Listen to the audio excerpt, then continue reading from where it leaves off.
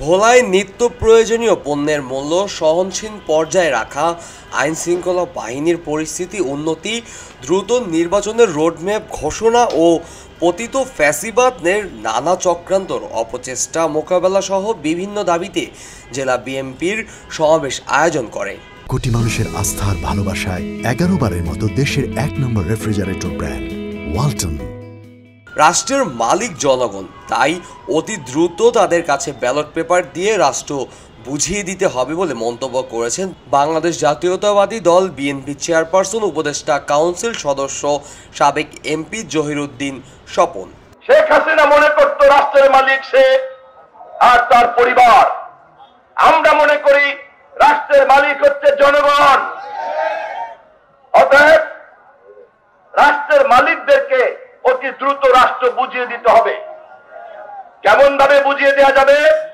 যত দ্রুত রাষ্ট্রের মালিকদের কাছে আমি ব্যালট পেপার পৌঁছে দেব, তত দ্রুত রাষ্ট্রের মালিকদের কাছে আমি রাষ্ট্র পৌঁছে দিতে পারবো। যারা ভোটের বিলম্ব করতে চান তারা জনগণের কাছে ব্যালট পেপার দিতে চায় না।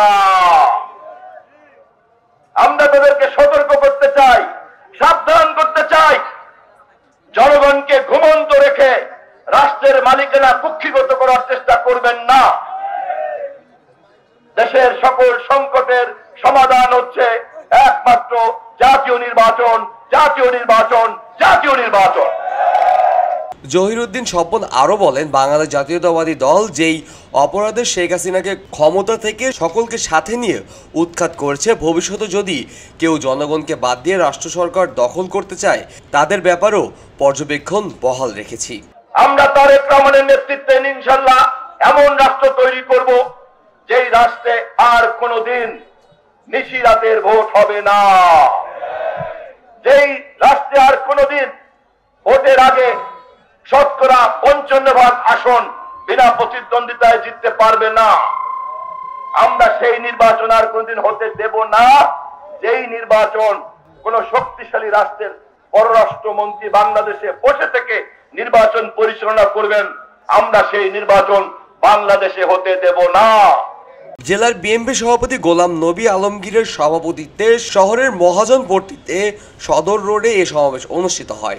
এ সময় প্রধান বক্তা হিসেবে ছিলেন ভোলা 2 আসনের সাবেক সংসদ সদস্য হাফিজ ইব্রাহিম। এর আগে জেলার বিভিন্ন উপজেলা ও ইউনিয়ন থেকে আগত খণ্ড খণ্ড মিছিল সমাবেশস্থলে আসলে তা জনসমুদ্রে পরিণত হয়। খবরের কাগজ, নিখাদ, নির্ভীক, নিরপেক্ষ।